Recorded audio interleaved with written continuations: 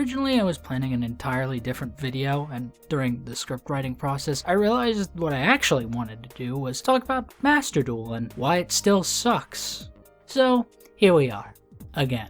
Since I'm a good sport, I'll commend Konami for the things they've done well in the time since I last made a video about Master Duel. They added the ability to choose your music functionally, they increased readability of cards by better segmenting their text, they also added in the yellow checks that show you what effects have been activated during the current turn, as well as highlight an activated effect and dull the rest of the text to make cards infinitely easier to digest as they're used.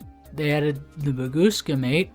Yeah, that's all I can think of off the top of my head. While these smaller quality of life updates are very much appreciated, they're all updates that have been slowly drip-fed to us, and they aren't at the core of the fundamental issues with the game. For starters, Maxi is still legal. The Mulcharmy cards feel like Konami are now acutely aware they can't keep their heads buried in the sand for much longer. Not while a world setting time and time again highlights people's frustration with how the card negatively impacts the game even on the top level. Not only has it retained its general 90+% play rate in every deck, it is a given at Worlds that Maxi and its counters will be chosen as the collectively shared cards for the format. It makes what should be an interesting element of Worlds rendered completely hollow. If Konami truly does phase out Maxi for the Charmies, there's the possibility players will actually have to pick who gets what of the lot. There's at least the concept of depth now. Besides the Roach's continued stain on the game's environment, the ever-growing inflation cost on decks isn't remotely subtle. We all knew Tenpai was going to be a blight on a best-of-1 format, and Konami chose to make every single Tenpai a UR.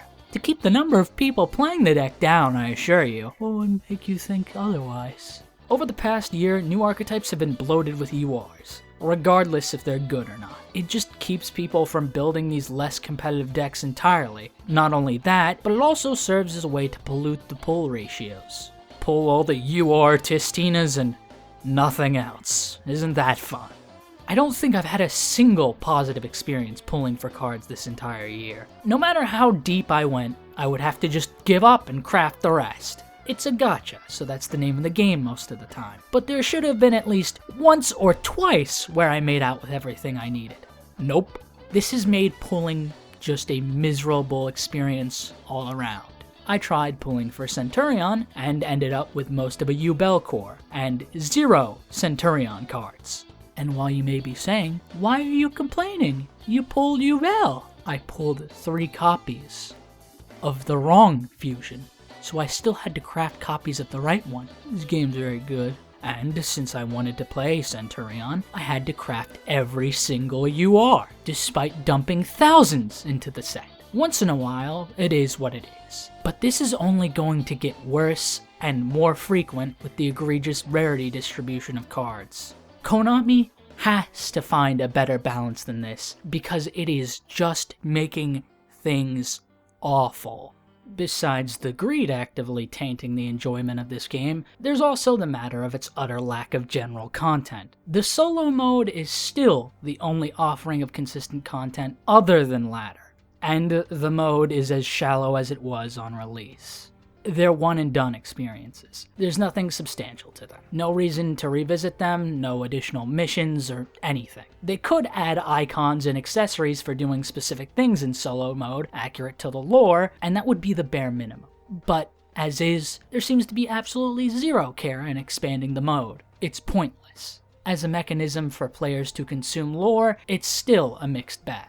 Some are amazing and immersive tellings of archetypal lore, and some of them are Google-translated slideshows. Konami recently established their own in-house animation studio and showcased animations based on card lore. You would assume they'd start to make an effort and take advantage of this newfound venture, using this animation studio to up the presentation of solo mode, going from slideshows to full-on animation. But we still don't even know what the point in establishing the studio was even for. All we've gotten is 2 animation samples. Okay. As solo mode is now, it's just a monthly allowance of 200 gems, a mate, and an icon. That's it. There's no longevity to these as content, no unique ways to engage with it. just a surface level waste of time. I think the Fabled story was the first time the game actually taught the player useful mechanical nuance, like synchro climbing and soft once per turns, something the basic tutorial couldn't be bothered with. But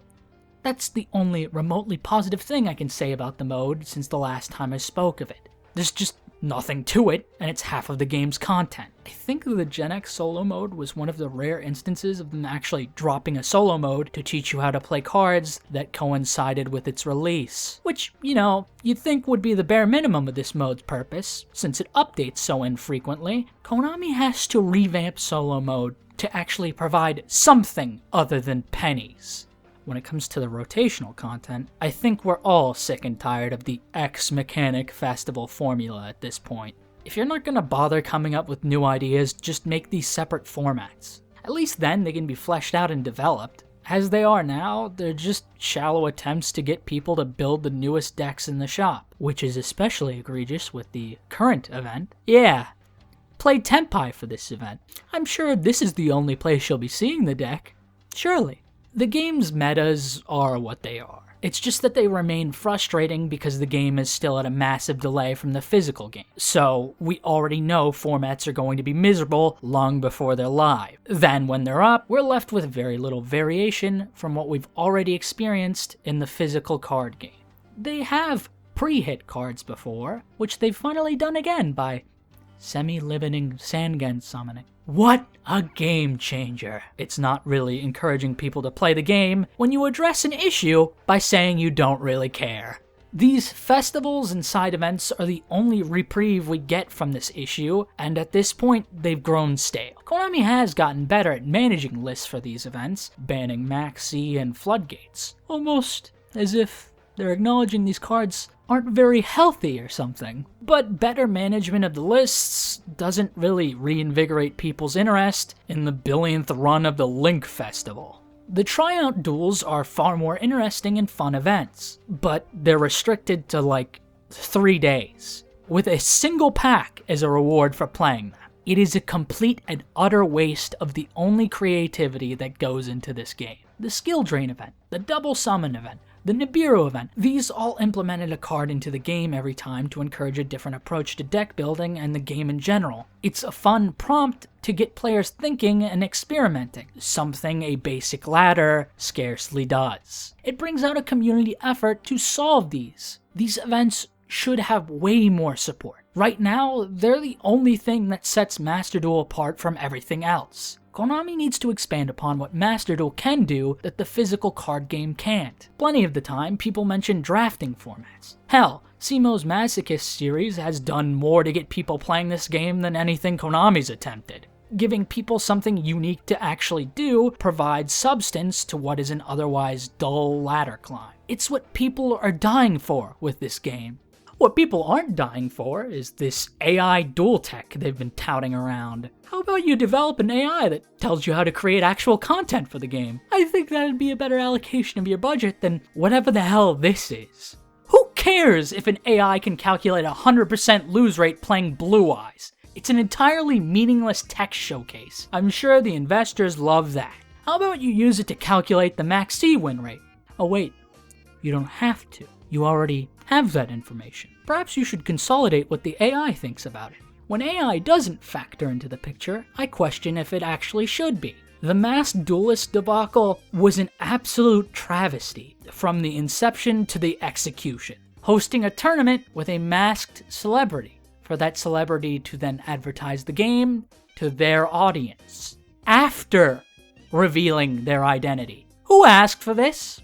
This felt like the biggest waste of resources possible. I get wanting to spread the game to a wider audience, but I don't think Zayn Malik's audience is going to be receptive to Master Duel. This just comes across as entirely oblivious, assuming that by promoting to a different audience, it guarantees to expand the game's reach. The fact this was a Masked Duelist themed event defeats the entire purpose of growing your audience.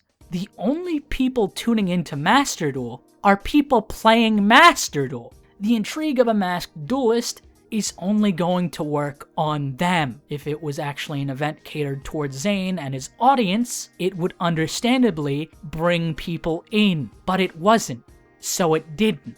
The stream was a complete nightmare too, just emblematic of how awful a decision it was. This is in stark contrast to that one time they had two actual athletes talk about the game. You had one guy who was clearly talking his way around things in a more general sense, doing his best to avoid a stomping Koopas situation. Then you had the GOAT just going off like, not gonna lie, Dynamorphia is kind of bullshit, isn't it? This was actually great to see. It was actually refreshing to see someone from a much different background talk about the game in a way that actually is relatable to the people that play it. It doesn't feel like Konami just paid a famous person that knows what the Blue Eyes White Dragon is to say, play Yu-Gi-Oh! Master Duel, to an audience that doesn't care in the first place. If you want to grow the game's community, you need to actually commit to the community you already have, because then it can actually prosper instead of stagnate. This game has absolutely no internal community infrastructure. There's a friend list feature, but it serves no actual purpose.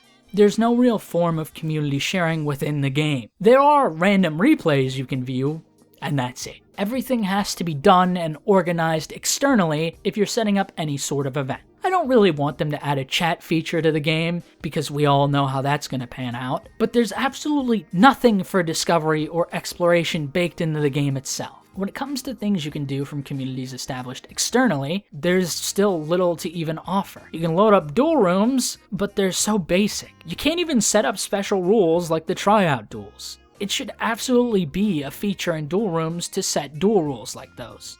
The ability to make both players start with certain cards on the field or in hand. It's just something fun to mess around with. And out of nowhere comparison to make, but I'd like to bring up Halo 3. I remember Forge and custom games fondly. They were a part of the game that fostered an overwhelmingly creative community. It led to endless fun playing the game with friends outside of just playing the competitive multiplayer. You could make friends playing competitive multiplayer and then play those custom games or create maps with them. The potential the community had with the game was limitless. These community tools are what gave the game such a strong foundation. All the maps that were shared, all the special game modes for specific maps. There was an incentive for people to be creative and create content that gave people more reason to play the game. There was a desire and passion to share, something that any online game should have, so long as it wants to retain a strong community. Master Duel has none of that. There's no sense of community or tools that would foster an active one. You're either on or off with how you feel about the meta, or whatever current event is running. What Konami should start expanding on is the Team Battle game mode. This is the only game mode to make use of the friends list, and it's a barren wasteland.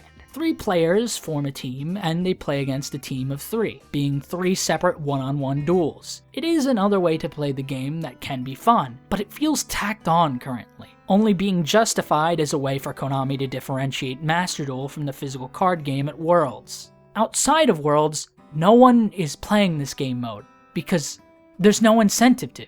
To build off of this aspect, they should also add tag duels. I think it would genuinely be the best thing possible for the game. A lot of Yu-Gi-Oh's problems with new players takes root in how they're just thrown to the wolves, and most of them aren't coming back pregnant. Introducing tag duels and better supporting team battle creates a facet of the game that really revolves around communities. A lot of people play this game because of friends. Having a friend to push you to get better at the game is perhaps the strongest asset to getting people to stick by the game, and they're not utilizing it at all.